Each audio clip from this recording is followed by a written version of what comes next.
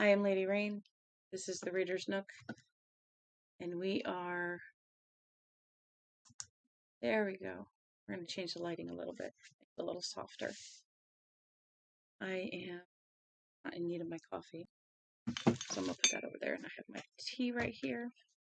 All right. So I know I read a couple of paragraphs earlier. We're just going to repeat those paragraphs. So we are on part 8. Starting to get good, I think.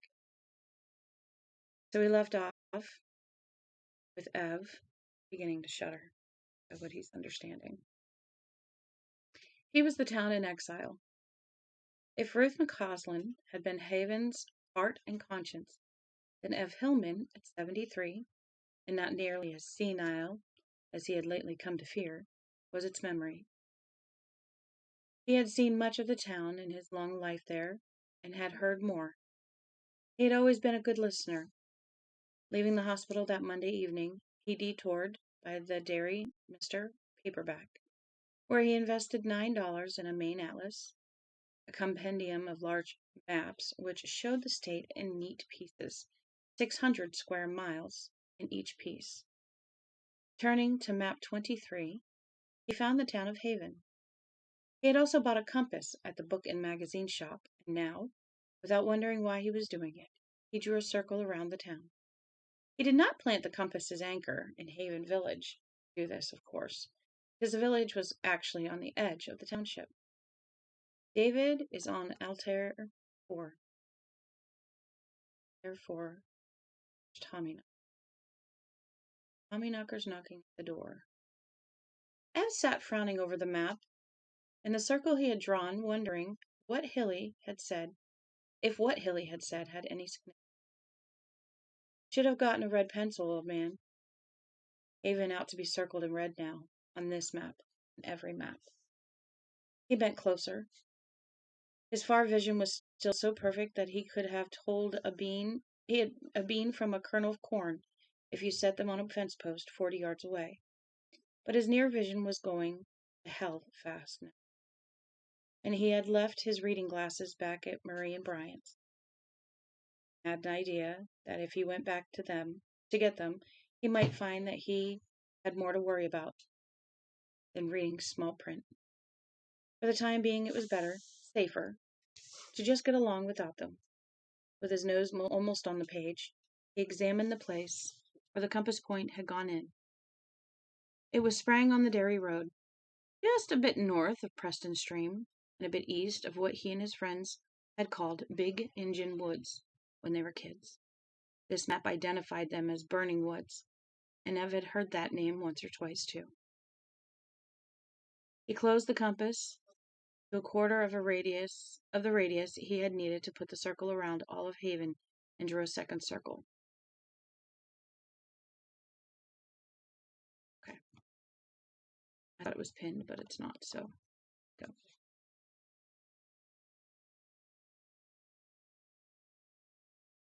He saw that Brian and Marie's house lay just inside that circle. To the west was a short length of Nista Road, which ran from Route 9, Dairy Road, to a gravel pit dead end on the edge of the same woods. Call them Big Injun Woods or Burning Woods, it was the same thing, the same woods. Nista Road. Nista Road. Something about Nista Road, but what? Something that had happened before he himself was born, but something that had still been worth talking of for years and years. Ev closed his eyes and looked as if he was asleep sitting up. Skinny old man, bitches, mostly bald, in a neat khaki shirt and neat khaki pants with creases up the legs. In a moment it came. When it did, he wondered how it could have taken him so long to get it. The Clarendons. The Clarendons, of course. They had lived at the junction of Nista Road and the old Dairy Road. Paul and Faith Clarendon. Faith, who had been so taken with that sweetie sugar preacher, and who had birthed a child with black hair and sweetie sugar blue eyes about 9 months after the preacher blew town. Paul Clarendon, who had studied the baby as it lay in its crib, and who had then gotten his straight razor. Trigger warning in case it comes up. Some people had shaken their heads and blamed the preacher. Colson was his name. He said it was anyway. Some people shook their heads and blamed Paul Clarendon. They said he'd always been crazy, and Faith should never have married him. Some people had, of course, blamed Faith. Ev remembered some old man in the barber shop. This was years after. But towns like Haven have long memories, calling her nothing but a titty bump whore, Hoor, born to make trouble. Some people had, in low voices to be sure, blamed the woods. Ev's eyes flashed open. Yes, they had. His mother called some people ignorant and superstitious, but his father only shook his head slowly and puffed his pipe and said that sometimes old stories had a grain or two of truth in them, and it was best not to take chances. It was why, he said, he crossed himself whenever a black cat crossed his path. Humph. Ev's mother had sniffed. Ev himself had then been about 9 or so, he recollected now. And I guess it's why your ma there tosses some salt over her shoulder when she spills the cellar. Ev's dad said mildly to Ev.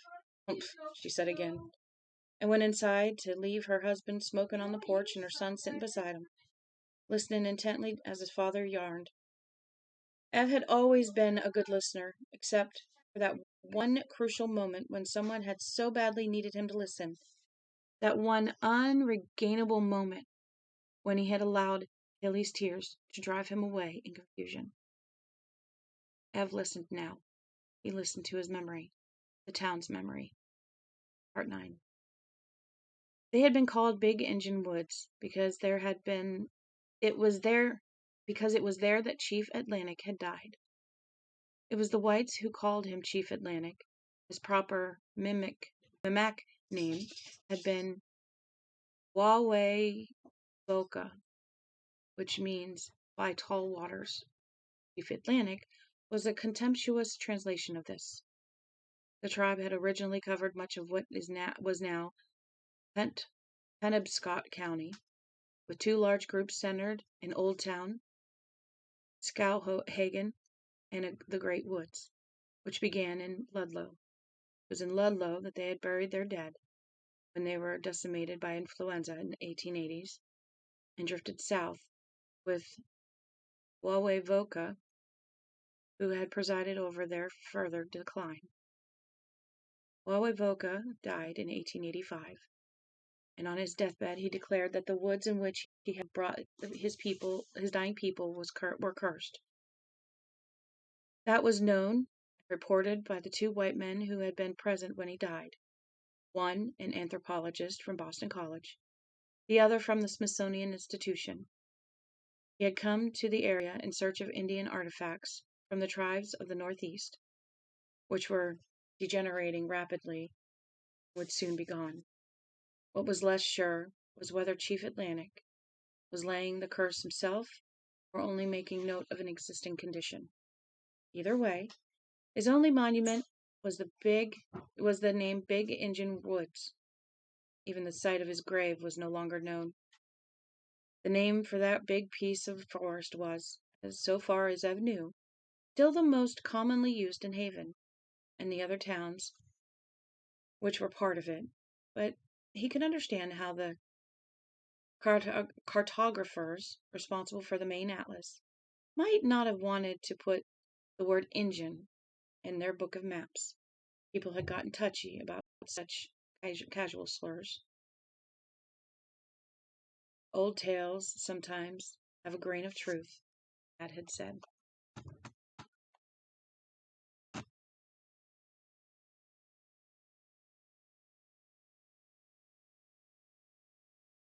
Making sure my times were good. Ev, who has also crossed himself when black cats crossed his path, truth to tell, when one looked likely to, just to be safe, thought that his dad was right, and that grain was usually there. Cursed or not, Big Engine Woods had never been very lucky. My toesies are cold.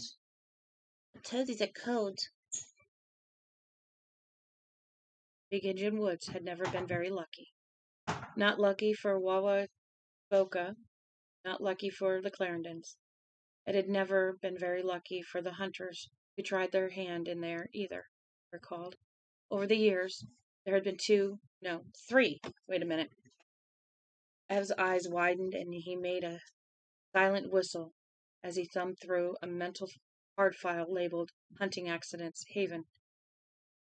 He could just offhand think of a dozen accidents, most of them shootings, which had taken place in Big Engine Woods.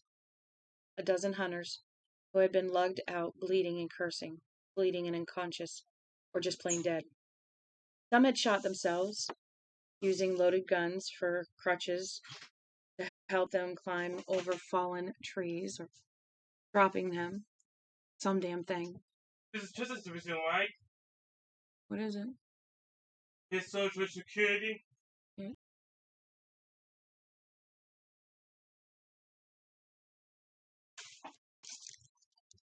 Yeah, he needs to come down here and open this so I can talk to him about it. One was a reputed suicide, but Ev now remembered that on 2 occasions murder had been done during November, Big Engine Woods. It had been done in hot blood both times. One in an argument over a card game at someone's camp. Once because of a squabble between 2 friends over whose bullet had taken down a buck of record-breaking size. Please go get your brother. And hunters got lost there. Christ, did they ever. Every year, it seemed there was at least one search party sent out to find some poor, scared slob from Massachusetts or New Jersey or New York. In some years, there were 2 or 3. Not all of them were found.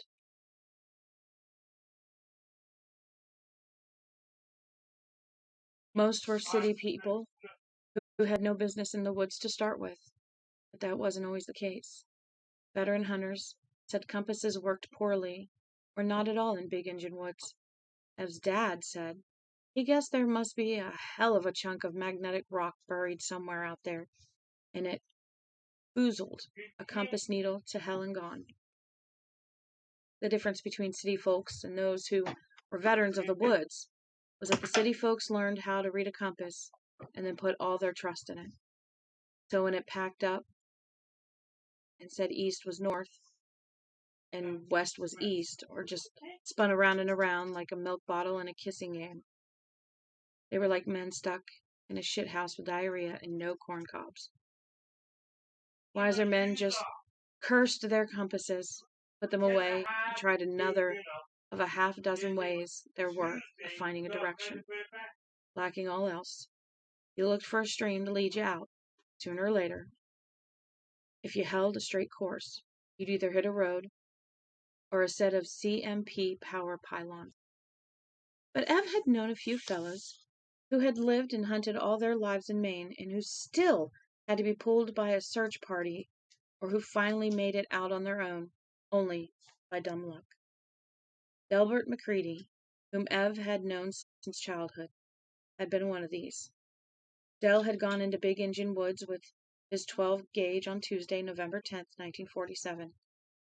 When 48 hours had passed and he still hadn't shown up, Mrs. McCready called Alf Tremaine, who in those days had been the constable. A search party of 20 went into the woods where the Nista Road petered out at the Diamond Gravel Pit, and by the end of the week it had swelled to 200. They were just about to give Del, whose daughter was of course Hazel McCready, up for lost when he stumbled out of the woods along the course of Preston Stream, pale and dazed, 20 pounds lighter than he had been when he went in. Ev visited him in the hospital. How'd it happen, Del? Night was clear, stars were out. You can read the stars, can't you? Aye. Del looked deeply ashamed. Always could anyway. And the moss? 'Twas you who told me about how to read north by the moss on the trees when we were kids. Aye, Del repeated. Just that. Ev gave him time, then pressed. Well, what happened? For a long time, Del still said nothing. Please, I am reading. Please stop, I'm reading. Phoebe, stop. Do you want to go outside? Please let her out. Thank you. Ev gave him time, then pressed. Well, what happened? For a long time, Dell still said nothing. Then, in a voice which was always inaudible, he said, I got turned around. Ev let the silence spin out, as difficult as that was. I think she's already out. Everything was all right for a while, Dell resumed at last. I hunted most of the morning, but didn't see no fresh sign. I sat down and ate my dinner, and had a bottle of my ma's beer. Made me sleepy and I napped. Had some funny dreams. Can't remember 'em. But I know they was funny. And look, this happened while I was sleeping. Del McCready raised his upper lip and showed Ev a hole there. Lost a tooth. Lost a tooth? I was laying in the crotch of my pants when I woke up. Fell out when I was sleeping, I guess. But I ain't hardly ever had any trouble with my teeth. At least not since that one wisdom tooth got impacted and damn near killed me. By then it came on dark. Dark? I know how it sounds, don't you worry, Del said crossly. But it was the crossness of someone who is deeply ashamed.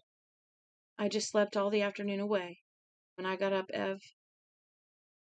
his eyes rolled up to meet Ev's for one miserable second and then shifted away, as if he could not bear to look at his old friend in the eye for longer than 1 second. Then that 1 second. It was like something stole my brains. The tooth fairy, mayhap? Del laughed. But there hadn't been much humor in the sound. I wandered around for a while, thinking I was following the pole star, and when I still hadn't come out on the hammer-cut road by 9 o'clock or so, kind of rubbed my eyes and saw it wasn't Polaris at all, but one of the planets, Mars or Saturn, I guess. I laid down to sleep until I came out along Preston Stream a week later. I don't remember nothing but little bits and pieces. Well, Ev halted.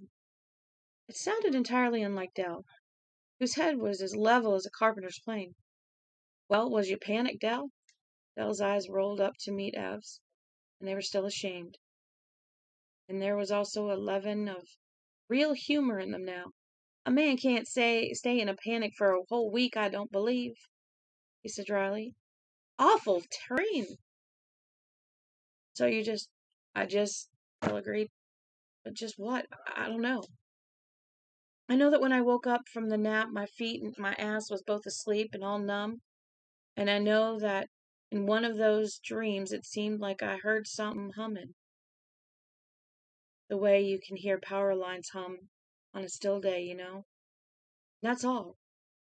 I forgot all my woodcraft and wandered around the woods like somebody who'd never even seen the woods before. When I hit Preston Stream, I knew enough to follow it out. And I woke up in here. I guess I'm a laughing stock in town, but I'm grateful to be alive. It's God's mercy, that I am. You ain't a laughing stock, Del, Ev said. And of course that was a lie, because that was exactly what Del was. He worked at overcoming it for nearly 5 years, and when he saw for sure that the barbershop wits were never going to let him live it down, he moved up to East Eddington and opened a combination garage and small engine repair shop. Ev still got up to see him once in a while, but Del didn't come down to Haven much anymore. Ev guessed he knew why. Then, sitting in his rented room, Ev closed the compass up as tight as it would go and drew the tiniest circle yet, the smallest the compass would make. There was only one house inside that marble-sized circle, and he thought, that house is the closest out there. There's the closest one there is to the center of Haven. Funny, I never thought about it before. It was the old Garrett place, sitting there on Derry Road with big engine woods widening out behind it. Should have drawn this last circle in red, if no other. Frank's niece, Bobbi Anderson, lived on the Garrett place now. Not that she farmed, of course. She wrote books. Ev hadn't passed many words with Bobbi, but she had a good reputation in town. Paid her bills on time, folks said, didn't gossip. Also, she wrote good old Western stories that you could really sink your teeth into. not all full of that make-believe monsters and a bunch of dirty woods, like the ones that fellow who lived up in Bangor wrote.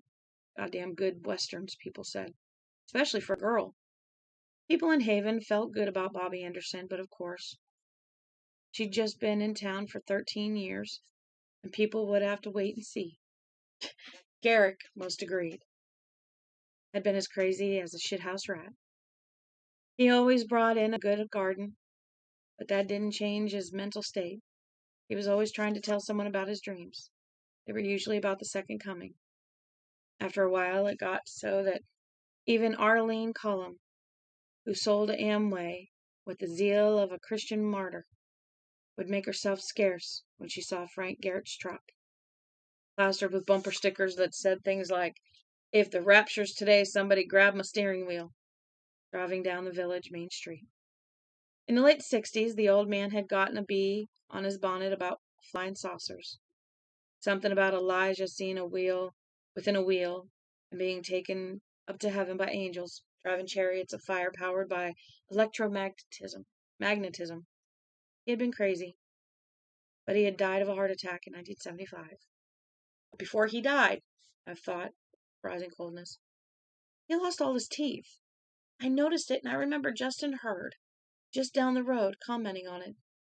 And now Justin's the closest, except for Bobbi herself, that is. Justin also wasn't what you'd call a model of sanity and reason. A few times I saw him before I left. He even reminded me of old Frank. It was odd, he thought at first. Then he had never put together the run of peculiar things that had happened within those two inner circles before, that no one had. Further reflection made him decide it really wasn't so strange, after all. A life, particularly a long one, was composed of millions of events. They made a crowded tapestry with many patterns woven into it. Such a pattern as this: the deaths, the murders, the lost hunters, crazy Frank Garrett. Maybe even that queer fire at the Paulsons only showed up if you were looking for it. Once seen, you wondered how you could have missed it. But if you weren't... And now a new thought dawned. Bobbi Anderson was perhaps not at all right. He remembered that since the beginning of July, perhaps even before, there had been sounds of heavy machinery coming from Big Engine Woods. Ev had heard the sounds and dismissed them. Maine was heavily forested, and the sounds were all too familiar. New England paper doing a spot of logging on its land, most likely. Except, now that he thought about it, now that he'd seen the pattern, Ev realized that the sounds weren't deep enough in the woods to be in NEP's land. Those sounds were coming from the Garrett place. And he also realized that the earlier sounds, the cycling, waspy whine of a chainsaw, the crackle crunch of falling trees, the coughing roar of a gas-powered chipper, had given way to sounds he didn't associate with woods work at all. The later sounds had been, earth-moving machinery, perhaps? Once you saw the pattern, things fell into place like a last dozen pieces going effortlessly into the big jigsaw puzzle. Ev sat looking down at the map and the circles. A numbing horror seemed to be filling his veins, freezing him from the inside out. Once you saw the pattern, you couldn't help seeing it. Ev slammed the atlas shut and went to bed. I lost my bookmark. Got it. 11. Where he was unable to sleep. What are they doing there tonight? Building things? Making people disappear? What? Every time he drifted near sleep, an image came. Everyone in Haven Village, standing in Main Street, with drugged, dreamy expressions on their faces. All of them looking southwest, toward those sounds, like Muslims facing Mecca to prayer. Heavy machinery, earth-moving machinery. As the pieces went into the puzzle, you began to see what it was, even if there was no picture on the box to help you. Lying in this narrow bed, not far from where Hilly lay in his coma, Ev Hillman thought he saw the picture pretty well. Not all of it, mind you, but a lot. He saw it and knew perfectly well no one would believe him, not without proof. and he dared not go back, dared not put himself in their reach. They would not let him go a second time. Something out in Big Injun Woods, something in the ground, something on the land Frank Garrick had willed to his niece, who wrote those Western books, something that knocked compasses in human minds galley west if you got too close. For all I've knew, there might be strange deposits all over the earth. If it did nothing else, it might explain why people in some places seem so goddamn pissed off all the time. Something bad, haunted, maybe even accursed. Ev stirred restlessly, rolled over, looked at the ceiling. Something had been in the earth. Bobbi Anderson had found it, and she was digging it up. Her and that fellow who was staying out at the farm with her. That fellow's name was... Ev groped, but couldn't come up with it. He remembered the way Beach Jernigan's mouth had thinned when the subject of Bobby's friend came up one day in the Haven lunch. The regulars on coffee break had just observed the man coming out of the market with a bag of groceries. He had a place over in Troy, Beach said. A shacky little place with a wood stove, plastic over the windows. Someone said he'd heard the fellow was educated. Beach said an education never kept anyone from being no account. No one in the lunch had argued the point, Ev remembered. Nancy Voss had been equally disapproving. She said Bobby's friend had shot his wife, but had been let off because he was a college professor. If you got a sheepskin written in Latin words in this country, you get away with anything, he had said. They had watched the fellow get into Bobby's truck and drive back toward the old Garrett place. I heard he done majored in drinking, old Dave Rutledge said from the end stool. That was his special place. Everyone goes out there says he's almost a less drunk as a coon on stump liquor. There had been a burst of mean, gossipy country laughter at that. They hadn't liked Bobby's friend. None had. Why? Because he had shot his wife? Because he drank? Because he was living with a woman he wasn't married to? Ev knew better. There had been men in the lunch that day who had not just beaten their wives, but beaten them into entirely new shapes. Out here it was part of the code. You were obliged to put one upside the old woman's head if she got smart. Out here were men who lived on beer from 11 in the morning till 6 at night, and cheap green front whiskey from 6 to midnight, and who would drink old woodsman's fly dope strained through a snot rag if they couldn't afford whiskey. Men who had sex lives of rabbits, jumping from hole to hole. And what had his name been? Ev drifted toward sleep. Saw them standing on the sidewalk on the lawn of the public library, over by the little park, staring dreamily toward those sounds. Snapped awake again. What did you find out, Ruth? Why did they murder you? He tossed onto his left side. David's alive. But to bring him back, I have to start in Haven. He tossed onto his right side. They'll kill me if I go back. There was once a time when I was almost as well liked there as Ruth herself. At least, I always liked to think so. Now they hate me. I saw it in their eyes the night they started looking for David. I took Hilly out because he was sick and needed the doctor, yes. But it was damn good to have a reason to go. Maybe they only let me go because David distracted them. Maybe they just wanted to be rid of me. Either way, I was lucky to get out. I'd never get out again. So how can I go back? Ev tossed and turned, caught on the horns of two imperatives. He would have to go back to Haven if he wanted to rescue David from before David died. But if he went back to Haven, he would be killed and buried quickly in someone's back field. Sometime shortly before midnight, he fell into a troubled doze, which quickly deepened into a dreamless sleep of utter exhaustion. 12. He slept later than he had in years, awakening on Tuesday at 10:15. He felt refreshed and whole for the first time in a long time. The sleep had done him a power of good, too. During it, he had thought of how he could maybe get back into Haven and out again. Maybe. For David's sake and Hilly's. That was a risk he would take. He thought he might get in and out of Haven the day of Ruth McCausland's funeral. 13. Butch Monster Dugan was the biggest man Ev had ever seen. Ev believed that Justin Hurd's father, Henry, might have been within a shout. Henry had stood 6'6", weighed 380 pounds, and had shoulders so broad he had to go through most doors sideways. But Ev thought this fellow was a tad bigger, 20 or 30 pounds lighter maybe, but that was all. When Ev shook his head, he saw the word on him had been getting around. It was in Dugan's face.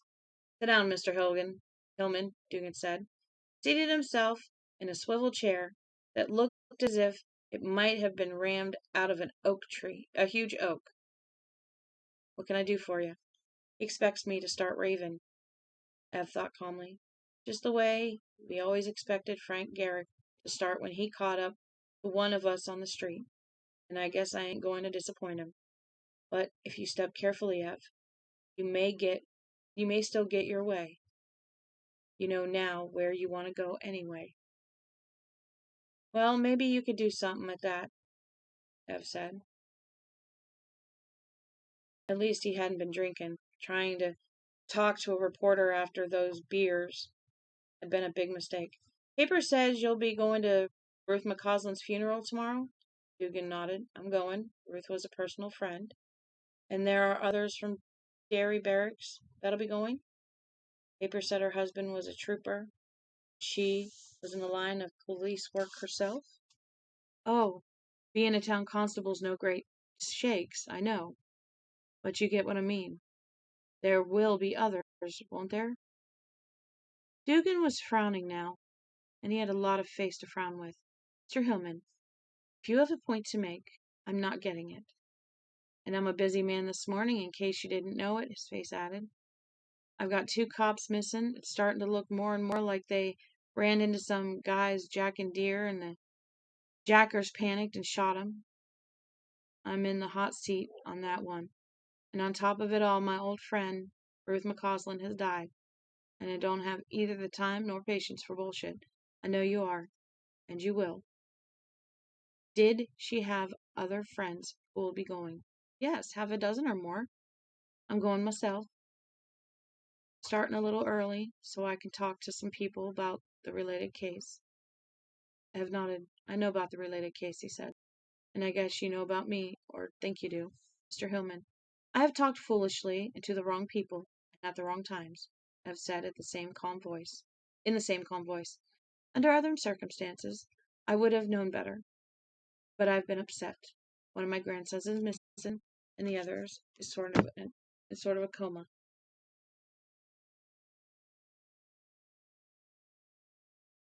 Yes, I know. I've been so confused I haven't really known if I was coming or going. So I blabbed to some of the nurses, and then I went up to Bangor and talked to a reporter. Right. Kinda got the idea you've heard most of the things I had to say to him. I understand you believe there's some sort of conspiracy in the matter of David Brown's disappearance. I've had to struggle to keep from laughing. The word was both bizarre and apt. He never would have thought of it himself. Oh, there was a conspiracy going on, all right. One hell of a conspiracy. Yes, sir, I believe there was a conspiracy. But I think you've got 3 cases that are a lot more related than you understand. The disappearance of my grandson, the disappearance of those 2 troopers, the death of Ruth McCausland, my friend as well as yours. Val? Thank you. Dugan looked a bit startled, and for the first time, a dismissive look went out of his eyes. That dismissive look went out of his eyes. For the first time, Ev felt that Dugan was really seeing him. Everett Hillman, instead of just some crazy old rip who had blown in to fart away part of his morning. Perhaps you'd better give me the gist of what you believe, Dugan said. He took out his pad of paper. No, you can just put that pad away. Dugan looked at him silently for a moment. He didn't put the pad away, but he put down the pencil. Wright thought I was crazy, and I didn't tell him half of what I've said. So I ain't gonna tell you any. But here's the thing. I think David's still alive. I don't think he's in Haven anymore, but I think if I went back there, I might be able to get an idea of where he is. Now, I have reasons, pretty good ones, I think, to believe that I'm not wanted in Haven. I have reasons to think that if I went back there under most circumstances, I'd most likely disappear like David Brown or have an accident like Ruth. Butch Dugan's face changed. I think, he said, I gotta ask you to explain that, Mr. Hillman. I ain't going to, I can't. I know what I know, and I believe what I believe. But I ain't got a speck of proof. I know how crazy I must sound.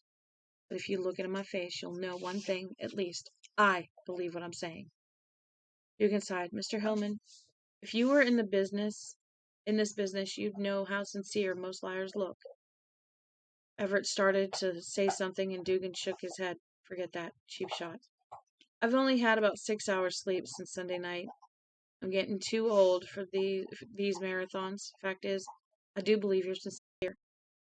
But you're only making ominous sounds. Talking about the edges of things. Sometimes people do that when they're scared, but mostly they do it when the edges are all they have. Either way, I haven't got time to woo you. I answered your questions.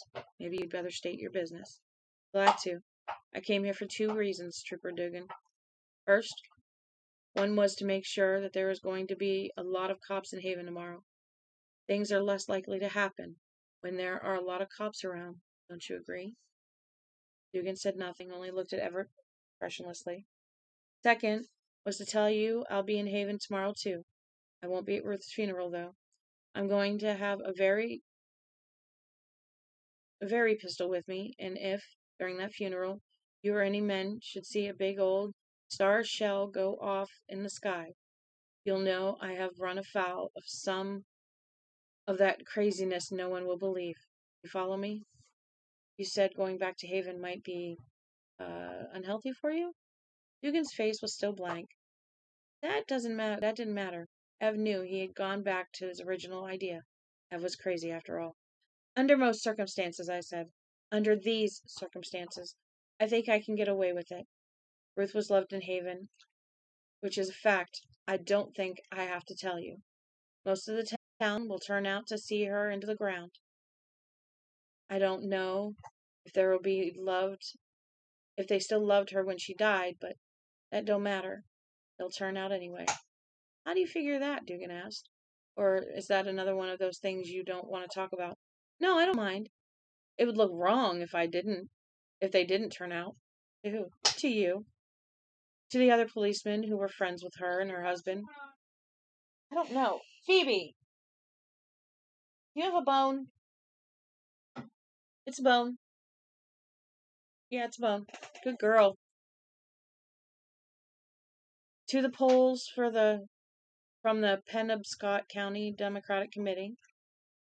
Why, 'twouldn't surprise me if Congressman Brennan sent someone up from Augusta. She worked awful hard for him when he ran for office in Washington. She wasn't just local, you see, and that's part of what they got to deal with. They're like people who don't want to throw a party, but who are stuck doing it just the same. I'm hoping they'll be so busy making things look right, with putting on a good show, that they'll not even know I've been in Haven until I'm gone. Butch Dugan crossed his arms over his chest. Ev had been close to the truth at first. Dugan had indulged himself in the fantasy that David Bright, okay, good, now I can have my own back, who was usually an accurate interpreter of human behavior, had been wrong this time. Hillman was as sane as he was. Now he was mildly disturbed, not because Hillman had turned out to be crazy after all, but because he had turned out to be really crazy. And yet, there was something oddly persuasive in the old man's calm, reasonable voice in his steady gaze. You speak as if if everyone in Haven was in on something, Dugan said, and I think that's impossible. I want you to know that. Yes, any normal person would say that. That's how they've been able to get away with it with it this long. 50 years ago, people felt like the atomic bomb was impossible, and they would have laughed at the idea of TV, let alone a video recorder. Not much changes, Trooper Dugan. Most people see as far as the horizon, and that's all. If someone says there's something over it, people don't listen. Ev stood up, extended his hand over Dugan's desk, as if he had every right in the world to expect David to shake it, which surprised Butch into doing just that. Well, I knew when I looked at you that you thought I was nuts, Ev said, with a rude little smile. And I guess I've had enough to double the idea. I've said enough to double the idea. But I've found out that I needed to know what I needed to know, and said what I needed to say. Do an old man a favor, peek at the sky once in a while. See a purple star shell. The woods are dry this summer, Dugan said, and even as the words came out of his mouth, they seemed helpless and oddly unimportant, almost frivolous. He realized he was being drawn helplessly toward belief again. Dugan cleared his throat and pushed on. If you've really got a flare gun, use it. Using it could start a hell of a forest fire. If you don't have a permit to use such a thing, and I know goddamn well you don't, I could get you thrown into jail. Ev's grin widened a little, and there was still no humor in it. If you see a star shell, he said, I got a feeling that being thrown into the pokey up in Bangor is going to be the least of my worries. Good day to you, Trooper Dugan. Ev stepped out and closed the door neatly behind him. Dugan stood for a moment, as perplexed and uneasy as he had ever been in his life. Let him go, he thought, and then get moving. Something had been troubling Butch Dugan. The disappearance of the two troopers, both of them who he had known and liked, had temporarily driven it out of his mind. Hillman's visit had brought it back, and that was what sent him after the old man. It was the memory of his last conversation with Ruth. He had been worried about her even before then. Her handling of the David Brown search hadn't been like the Ruth McCausland he knew at all. For the only time he could remember, she had been unprofessional. Then the night before she died, he had called her about the investigation to get information and to get it to kibitz, in short. He knew neither of them had anything, but sometimes you could spin something out of plain speculation, like straw into gold. Yes. In the course of the conversation, the subject of the boy's grandfather had come up. By then, Butch had spoken to David Bright of the News. I gotcha.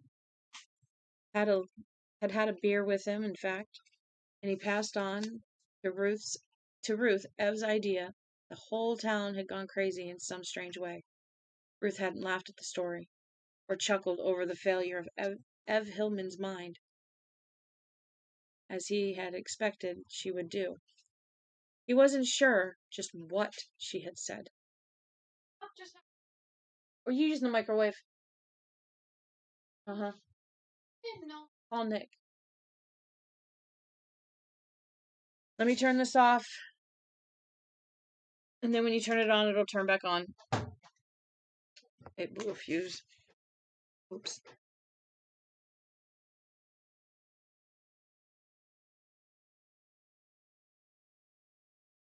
I'm gonna back up a little. Ruth hadn't laughed at the story or chuckled over the failure of Ev Hillman's mind, as he had expected she would do. He wasn't sure just what she had said, because just about then the connection had begun to get bad. Not that there was anything very unusual in that. Most of the lines going into small towns like Haven were still in poles, and the connections regularly went to hell. All it took was a high wind to make you feel like you and the other person were holding tomato soup cans connected by a length of wax string. Go ahead and restart your food, honey. Better tell him to stay away, Ruth had said.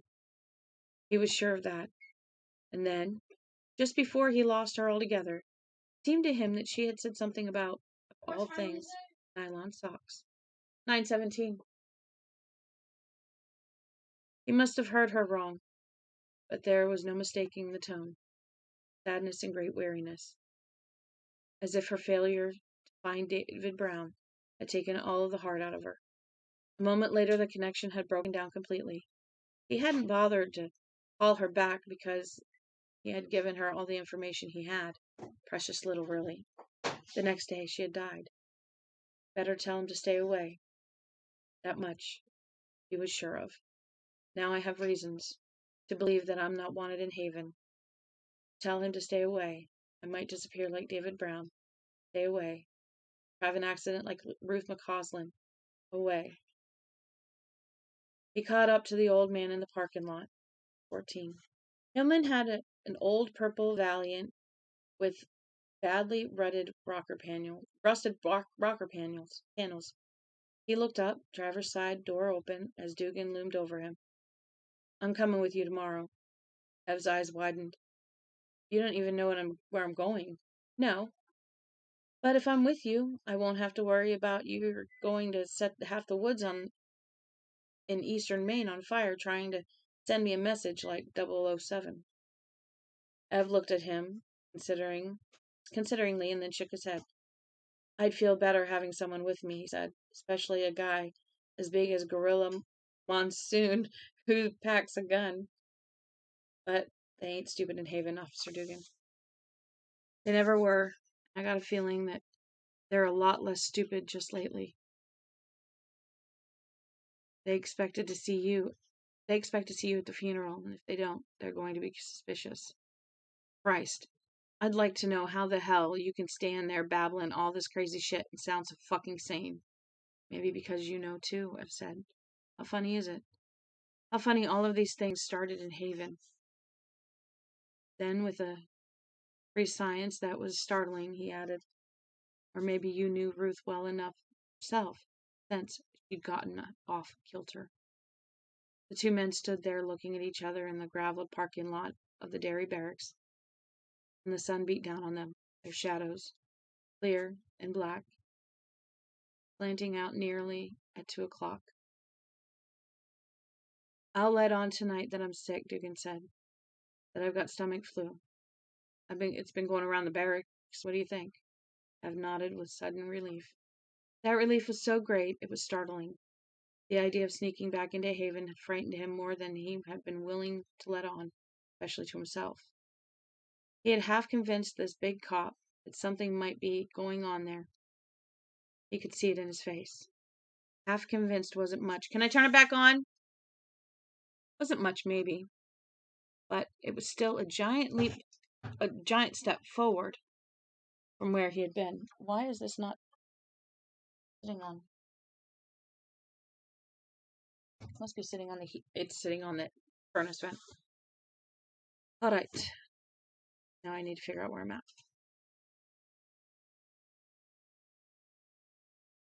Ev nodded with sudden relief, and that relief was so great it was startling. The idea of sneaking back into Haven had frightened him more than he had been willing to let on, especially to himself. He had half convinced this big cop that something might be going on there. He could see it in his face. Half convinced wasn't much, maybe, but it was still a giant step forward from where he had been. And of course, he hadn't done it alone. Ruth McCausland had helped. All right, he said. Listen to me, Trooper Dugan. Listen good, because our lives could depend on it tomorrow. Don't you call up any of the men who will be going to the funeral tomorrow and tell them the reason you're not going to be there is just a gag you're running. Call up a few people tonight, tell them you really are just as sick as a dog, that you hope you're going to be able to make it, but you doubt it. Dugan frowned. Why would you want me to say?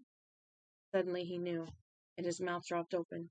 The old man stared back at him calmly enough. Christ Jesus, are you telling me that you think the people in Haven are mind readers? That if my men knew I really wasn't sick, the people in town could pick the news right out of their heads? I ain't telling you a thing, Trooper Dugan, Ev said. You're telling me. Mr. Hillman, I really think you must be imagining.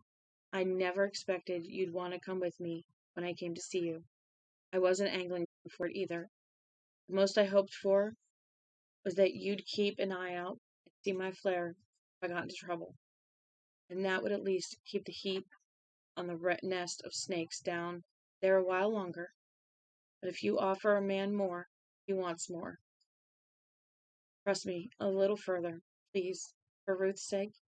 If that's what it takes to convince you to come with me, I'm willing to use it. Something else. No matter what, you're going to feel some peculiar things tomorrow. I've felt some pretty peculiar ones today, Dugan said. I have said, and waited for Dugan to decide. Do you have some actual place to go in mind? Dugan asked for a moment. Or are you just going to ramble around the town until you get tired of it? I've got a place in mind, Ev said quietly. Thought, oh, yes, sirree, Bob. Up behind the old Garrick place, on the outskirts of Big Injun Woods, where compasses have never worked, worth a tin shit in a gold mine. But I believe we'll strike on a pretty good path through the woods to it, whatever it is. Because equipment, like the stuff Bobbi Anderson and her friend had been using, leaves a back trail as wide as a freeway. No, I don't believe there will be any trouble finding it at all. Okay, give me the address of the place you're staying in Derry, and I'll give you one. I'll pick you up at 9 in my personal car. We'll get to Haven just about the time the service starts. The car's my treat, Ev said quietly. Not this one. It's known in Haven. I'll have a rental, and you'll want to show up at 8 because we're doing a bit of back roading. I can get us into Haven and still keep clear of the village, Dugan said. You don't have to worry about that. I ain't. But I want us to skirt the whole town and come in from the Albion side. And I think I know just the way to do it. Why the hell does it have to be that end of town? Because it's the furthest from where they'll be, and that's where I want to come into Haven, as far from them as I can get. You're really scared, aren't you? Ev nodded. Why a rental car? Criminy, don't you ask a lot of questions. And Ev rolled his eyes in such a comical way that Butch Dugan grinned. It's my job, he said. Why do you want to go in a rental? No one in Haven is going to know my personal car, he paused, thinking.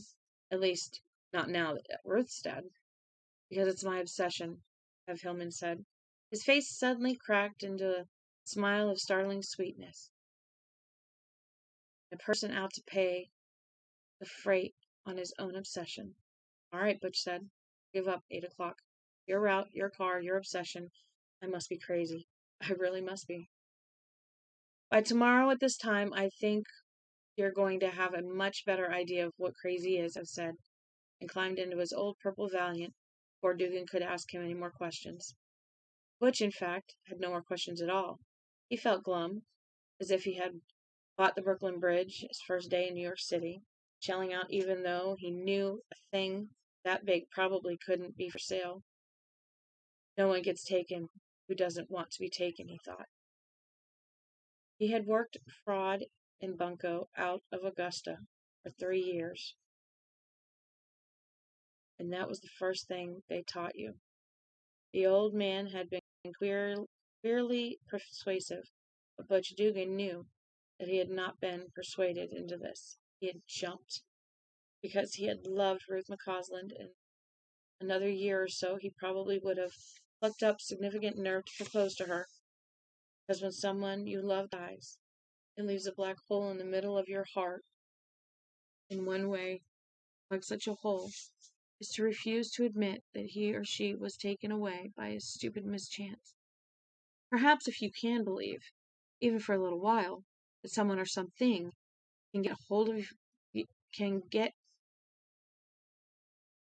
that someone or something you can get hold of was responsible. It makes the hole a little smaller. Even a rube seems that much. Or even a rube knows that much. Sighing, suddenly feeling much older than his age, Dugan trucked back to the barracks. Ev went to the hospital and sat for most of the day's remainder with Hilly. Around 3 o'clock, he wrote 2 notes. One he put on Hilly's night table, anchored against the breeze that pawed with occasional playfulness through the open window with the little pots of flowers. The other note was longer, and when he was done with it, he folded it and put it in his jacket. Then he left the hospital. He drove to a small building in the Dairy Industrial Park, Main Med Supplies. Sign over the red door. Below that, specializing in respiration supplies and respiration therapy since 1946.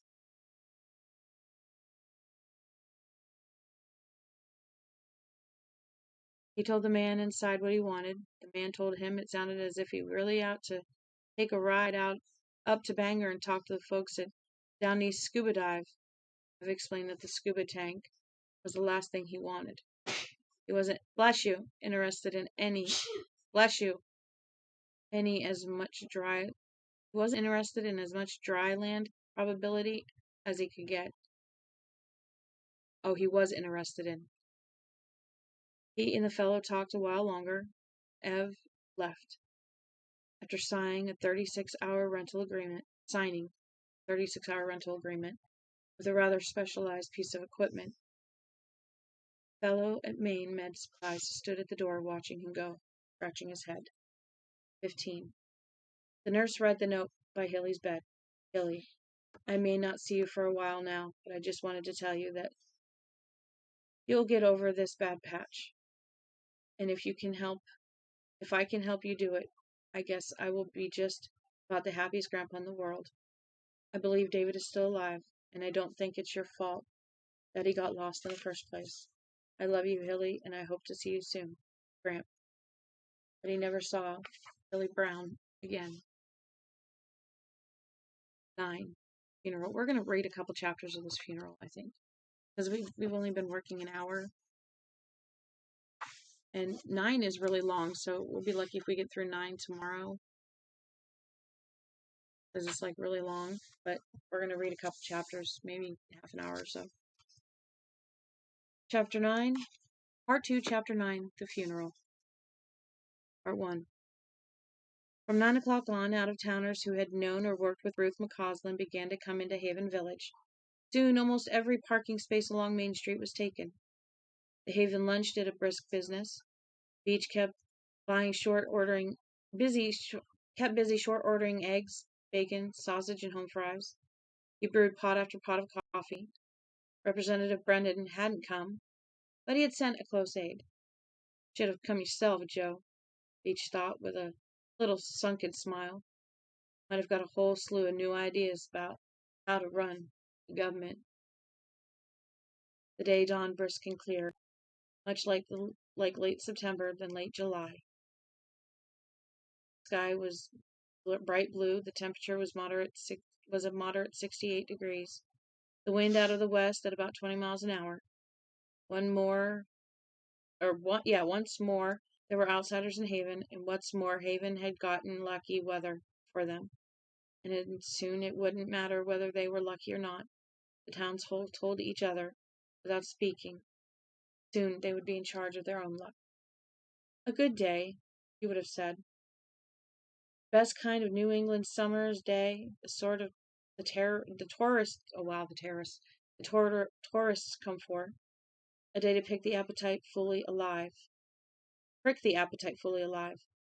Those who came to Haven from out of town ordered hearty breakfasts, as people with lively appearances were apt to do. But Butch noted that most of these breakfasts came back only half-eaten. The newcomers lost their appetites quickly. The light went out of their eyes, and they began to look, for the most part, shallow and a little sick. The lunch was crowded. Conversation lagged.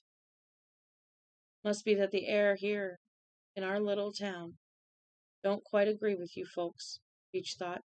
He imagined going to the storeroom where the device he had used to get rid of the 2 nosy cops had hidden under the pile of tablecloths. He imagined bringing it out here. Great big deadly bazooka. Washing his lunchroom clean of all these outsiders with a purifying blast of green fire. No, not now. Not yet. Soon it wouldn't matter. Next month. But for now. He looked down at the plate he was scraping and saw a tooth in someone's scrambled eggs. Tommyknockers coming, my friend, Beach thought. Only when they finally get here. I don't think they'll even bother knocking. I think they'll just blow the fucking door right down. Beach's grin widened. He scraped the tooth off the plate, the rest of the garbage. 2. Dugan could be silent when he wanted. This morning, that was what he wanted. Apparently, it was what the old man wanted too. Dugan had gotten to Ev Hillman's apartment building on Lower Main promptly at 8, and he found a Jeep Cherokee standing at the curb behind the old party's Valiant. There was a big gunny sack in the back, its top tied with hay rope. Did you rent this in Bangor? At least at Derry AMC, Ev said. Must have been expensive. 'Twas too dear. Wasn't too dear. That ended the conversation. They arrived somewhere near the Albion-Haven town line an hour and 40 minutes later. We'll be doing a bit of back-roading, the old man had said. And if that wasn't a classic understatement, Butch didn't know what was. He had been driving in this part of Maine for almost 20 years, and before today, had thought he knew it like the back of his hand. Now, he knew better.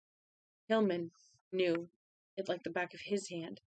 By comparison, Butch Dugan had a general working knowledge of the area, no more. They went from the turnpike to Route 69, and from 69 to 2-lane blacktop, then to gravel in western Troy, then to hard pan, then to rutted dirt with grass growing up in the middle, finally to an overgrown logging truck that looked as if it might have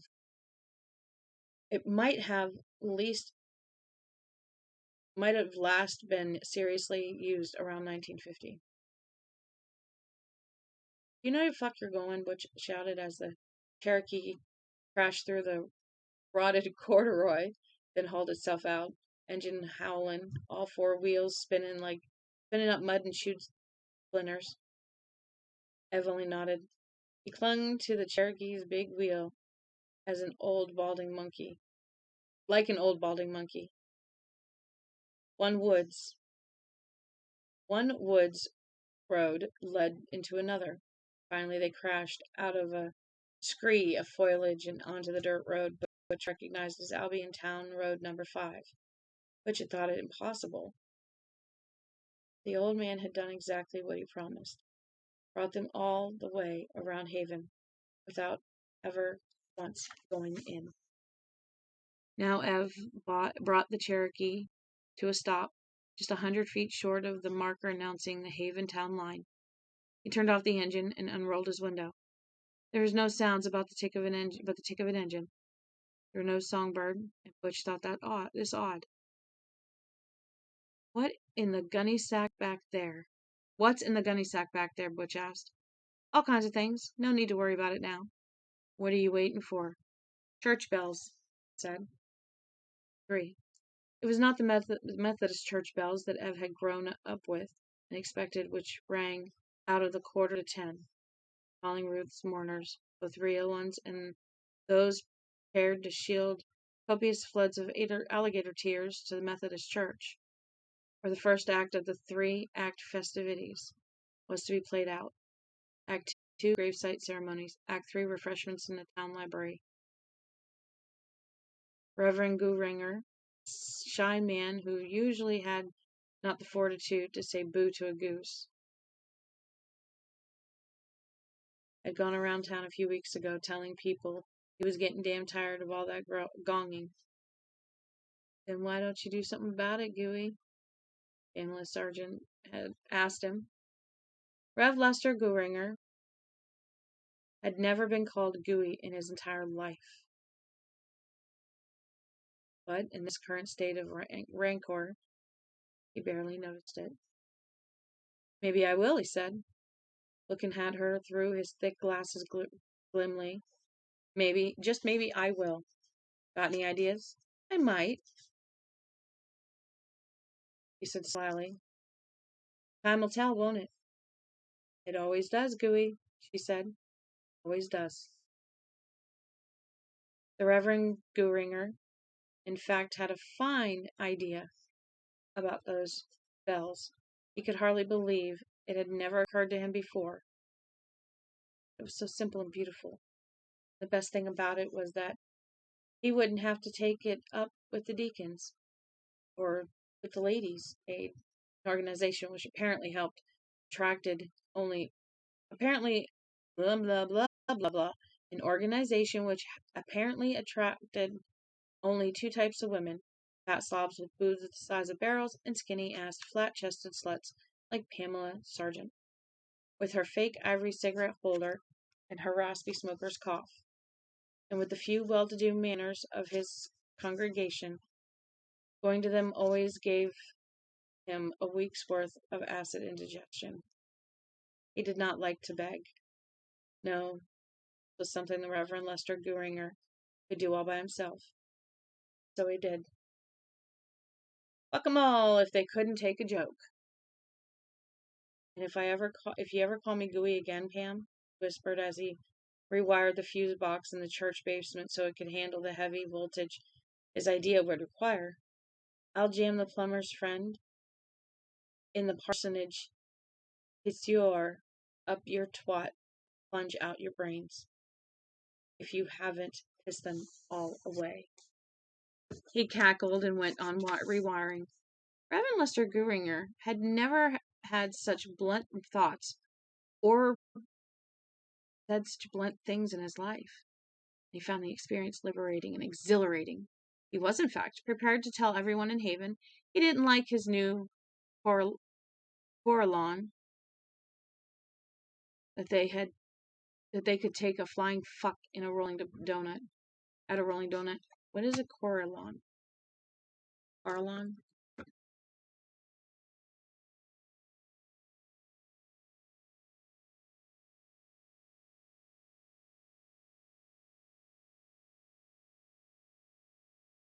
C-A-R-I. A set of bells.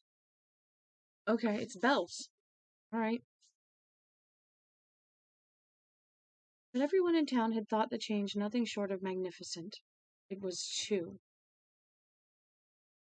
Today, the Reverend Gouringer felt a real heart swell of pride as he flicked the new switch in the vestry, and the sound of the bells floated out over Haven, playing the medley of hymns. The Corallon was programmable. Today, Lester Gouringer plugged in the hymns which had been particular favorites of Ruth's. They indulged some old Methodist and Baptist standbys as "What a Friend We Have in Jesus" and "This Is My Father's World."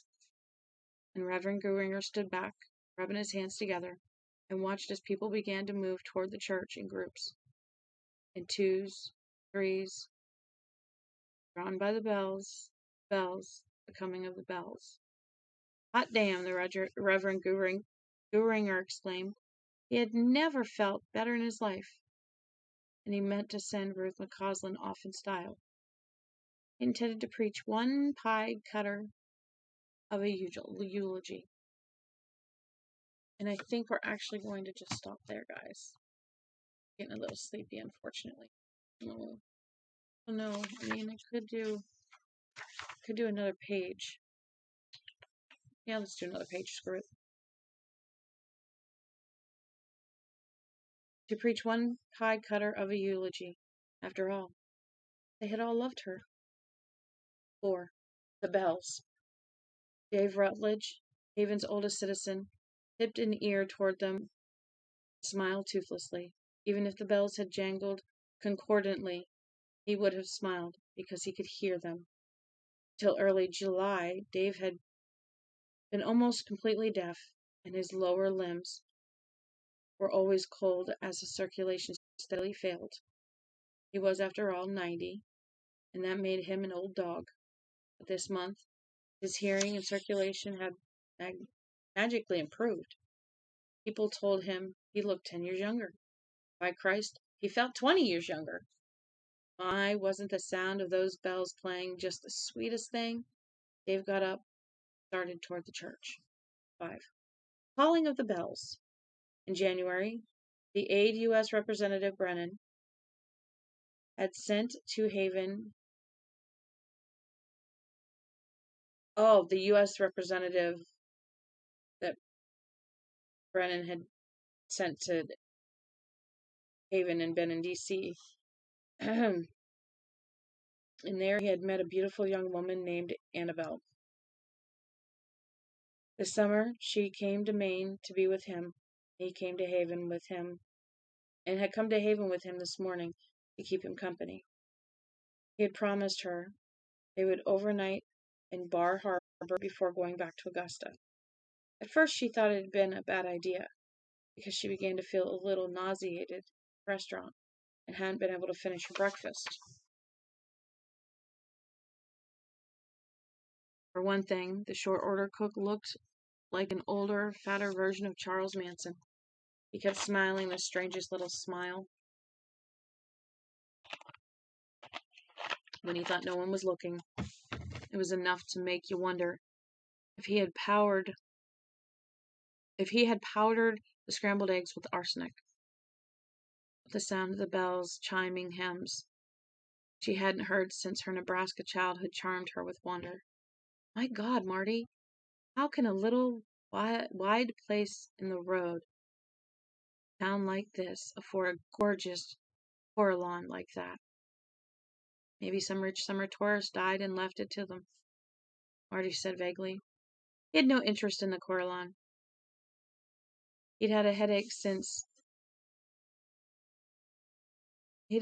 ever since they got here, and was getting worse. Also, one of the guns was bleeding. Oh, one of his gums was bleeding. Pyorrhea ran in his family. He hoped to God it wasn't that. Come on, let's go over to the church so we can get it done and go back to Bar Harbor and screw our brains out, he thought. This is one creepy little town. They started across the street together, she in a black suit, but she had told him archly on their way up her underwear was all white silk, what little of it there was. He in a governmental charcoal gray, the people of Haven, dressed in their soberest finery, walked with them. Marty saw a surprising number of powder blue state police uniforms. Look, Marty, the clock! She was pointing at the tower of the town hall. It was a good solid red brick, but for the moment it seemed to swim and waver before Marty's eyes. His headache was instantly worse. Maybe it was eye strain. He'd had a checkup 3 months ago, and the guy had said his vision was good enough to fly a jet. Maybe he'd been wrong. Half the professional people in America were on coke these days. He had read all about it in Time magazine. And why was his mind wandering like this anyway? It was the bells. They seemed to be echoing and multiplying in his head. 10, 100, 1,000, a million, all playing when we meet at Jesus' feet. What about the clock? He said irritably. The hands are funny, she said. They look almost drawn on. 6. The calling of the bells. Yeah, this is the second calling of the bells. Ed Stampnell of the Dairy Barracks crossed the street with Andy Rideout from Orono. Both of them had known Ruth, liked her. Pretty, ain't it? Eddie said dubiously. Maybe, Andy said. I just keep thinking of Bent and Jingles getting blown away by a couple of numbnut rubes out there. Probably burned in some farmer's potato field. It just sounds like a bone phone to me. Seems like Haven's bad luck now. I know that's stupid, but that's how I feel. It's bad luck for my head, Eddie replied. It aches like a bastard. Well, let's get it over and get out, Andy said. She was a good woman, but she's gone. Between you and me, I don't care if I never spend another 15 minutes in Haven now that she is. They stepped into the Methodist church together, neither of them looking at Reverend Lester Gooringer, who stood beside the switch which controlled his lovely parallon, smiling and rubbing his dry hands together and accepting the compliments of all and sundry. 7. The crying of the bells. Bobbi Anderson got out of her blue Chevy truck, slamming the door, smoothing her dark blue dress over her hips, checking her makeup in the truck's outside mirror before walking slowly down the sidewalk to the church. She walked with her head down and her shoulders slumped. She was trying hard to get the rest she needed to go on, and Guard had helped to put a break in her obsession. And that's what it is, an obsession. No use kidding yourself. Guard, what do you got? What do you have? Are you eating dog food? No. Ooh, don't eat them all. I want one. And Guard was a break that was slowly wearing out. He wasn't at the funeral because he was sleeping off a monumental drunk. His grizzled, worn face pillowed on one arm. His breath a sour cloud around him. Anderson was tired, all right. But it was more than just that. A great unfocused grief seemed to fill her this morning. Partly for Ruth, partly for David Brown, partly for the whole town. Yet mostly she suspected it was for herself. The becoming continued. For someone in Haven except for Guard, that was. For everyone in Haven except for Guard, that was. It was good. She mourned her own unique identity, which was now fading like a morning mist. She knew now that The Buffalo Soldiers was her last book. The irony was that she now suspected the Tommyknockers had written most of that as well. The bells, bells, bells. Haven answered them. It was Act 1 of the charade titled The Burial of Ruth McCausland, or How We Love That Woman. Nancy Voss had closed the post office to come. The government would not have approved. Well, what the government didn't know wouldn't hurt them. They would know plenty soon enough, she thought. They would get a big old express mail delivery from Haven very soon. Then, them and every other government on this flying mudball. Frank Spruce, Haven's biggest dairy farmer, answered the bells. John Mumphrey, whose father had run against Ruth for the position of town constable, answered them.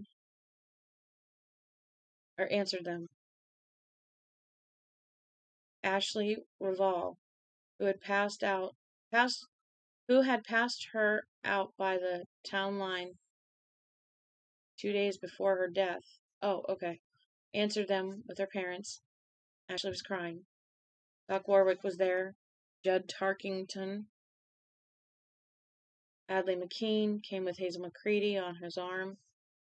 Newt Barringer and Dick Allison answered them, walking slowly and supporting Ruth's predecessor, John Hartley, between them. John was feeble and nearly transparent.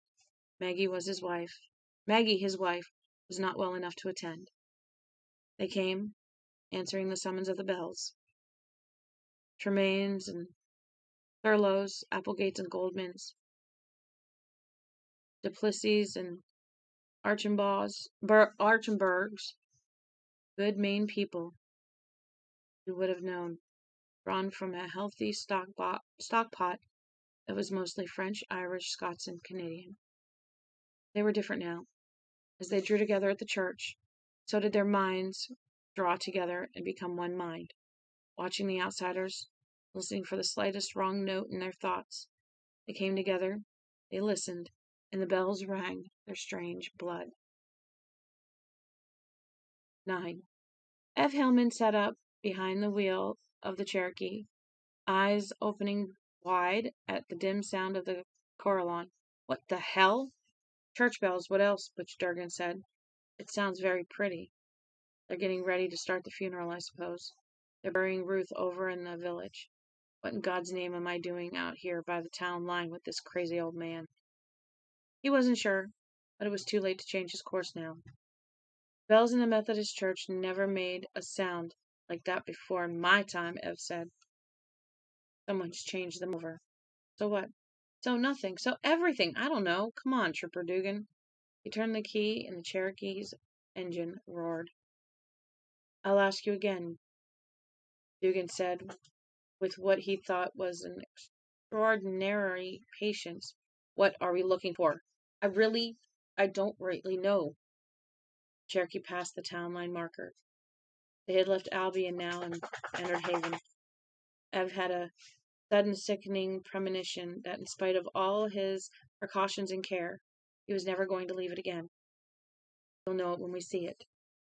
Dugan didn't reply, only held on for dear life and wondered again how he had gotten into this. He had to be crazy, as crazy as the old fart he was riding with, and then some.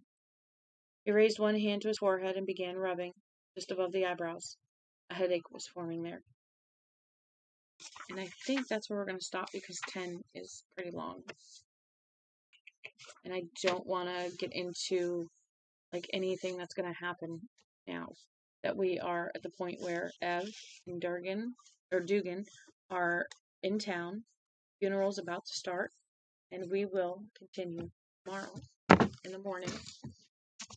I should be here around 11-ish. So I'm doing my best to get back on track. So hopefully I don't sleep in too long tomorrow. But other than that, I think we're good. I think we're really good. We're doing really good. We're on chapter 9 of part 2, which means we got one more chapter and then we're on to part 3. So we really don't have a ton of the book left. We're more than halfway through, if you see what I mean. This is what we got left. This is what we've read. So we're doing pretty good. We really are. So I'm going to let you guys go. Messing around. There we go. I get tired of my ID, getting pushed. Anyway, I'm going to let you guys go. I'm going to go listen to some videos and then I'm going to go to bed. So I will see you guys tomorrow. Make sure you follow. That way you can keep up. And don't forget, I love y'all. Y'all have a good night.